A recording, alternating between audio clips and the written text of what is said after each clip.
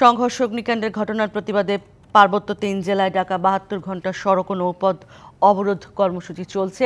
খাগড়াছড়ি থেকে বিস্তারিত জানাতে আমাদের সঙ্গে সরাসরি যুক্ত হচ্ছেন সহকর্মী সৈকত দেওয়ান। এছাড়াও আমাদের সঙ্গে আরও যুক্ত হবেন রাঙামাটি থেকে আমাদের আরেক সহকর্মী সৈকত রঞ্জন চৌধুরী। প্রথমেই যাচ্ছি সৈকত দেওয়ানের কাছে। সৈকত, এই মুহূর্তে পরিস্থিতি কি? সর্বাত্মকভাবে অবরোধ পালিত হচ্ছে জানাচ্ছিলাম, কি পরিস্থিতি রয়েছে সর্বশেষ জানাবেন। খাগড়াছড়িতে গত 2 দিন গুজব এবং আতঙ্কের শহর ছিল। আজকে মনে হচ্ছে এই আতঙ্ক এবং গুজব আস্তে আস্তে কমে যাচ্ছে, জীবনযাত্রা স্বাভাবিক হয়ে আসতেছে। গতকাল খাগড়াছড়ি জেলা প্রশাসনে আইন শৃঙ্খলা বৈঠক হয়েছে।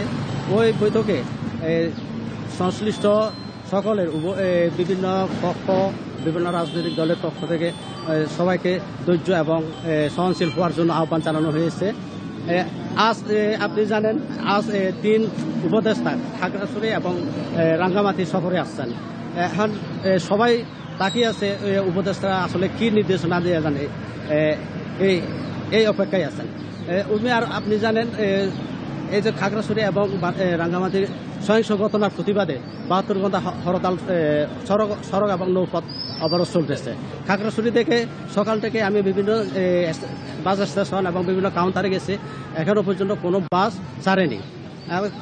রাত্রিকালীন বাসগুলো খাগড়াছড়ি শহরে পুলিশ পাওয়ায় প্রবেশ করেছে। এই ছিল খাগড়াছড়ির সর্বশেষ পরিস্থিতি।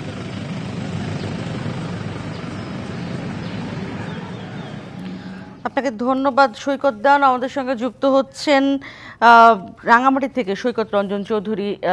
সৈকত, জানাবেন আমাদের আজকে উচ্চ পর্যায়ের একটি প্রতিনিধি দল যাওয়ার কথা রয়েছে, সরকারি একটি উচ্চ পর্যায়ের দল পরিস্থিতি পর্যবেক্ষণে। আপনার কাছে সর্বশেষ কি তথ্য রয়েছে?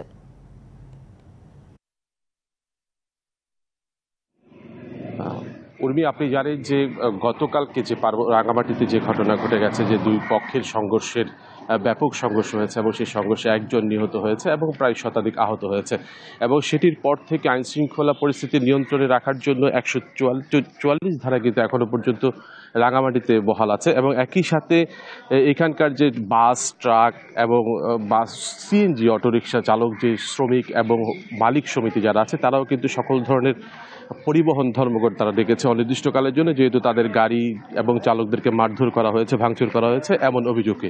সেই পরিপ্রেক্ষিতে রাঙামাটি থেকে দূরপাল্লার কোনো ধরনের বাস চলাচল করেনি। এখন আজকে থেকে সকাল থেকেই কোনো গাড়ি ছেড়েও যায়নি, এবং অভ্যন্তরীণ যে যাত্রী যে সেবা পরিবহন যেটি থাকে সেটি হচ্ছে অটো রিক্সা, যেটি সিএনজি চালিত, সেটিও কিন্তু এখনো পর্যন্ত রাঙামাটি শহরে কোথাও কিন্তু দেখা যায়নি।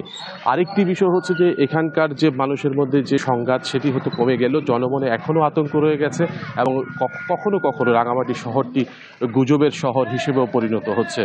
আরেকটি বিষয় আপনি যে কথাটি জানতে চাইলেন, যে সেটি হচ্ছে স্বরাষ্ট্র উপদেষ্টার নেতৃত্বে একটি প্রতিনিধি দল আজকে রাঙামাটিতে সফরে আসবেন। আমরা যতটুকু জেনেছি যে 11টা নাগাদ তিনি রাঙামাটিতে এসে পৌঁছাবেন, এবং সেখানে বিভিন্ন রাজনৈতিক দলের নেতৃবৃন্দ সহ এবং বিভিন্ন উচ্চ পর্যায়ের মানুষ, প্রশাসনের মানুষ সহ তারা এখানে আজকে একটি সভা করবেন, এবং সেই সভা থেকেই তারা হয়তো একটি সিদ্ধান্ত দিবেন যে পার্বত্য চট্টগ্রামের শান্তকরণের জন্য আসলে কি হয়। আমরা যতটুকু জেনেছি যে আজকে 11টার দিকে প্রান্তিক হলে এই সভা হওয়ার কথা রয়েছে, এবং সেটির নেতৃত্ব দিবেন স্বরাষ্ট্র উপদেষ্টা, এবং সাথে থাকবেন স্থানীয় পর্যায়ে রাজনৈতিক ব্যক্তিত্ব এবং প্রশাসনের লোকজন।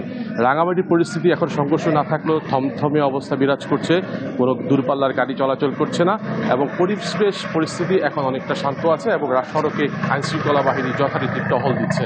এই ছিল রাঙামাটি থেকে সর্বশেষ। অনেক ধন্যবাদ আপনাকে সৈকত রঞ্জন চৌধুরী।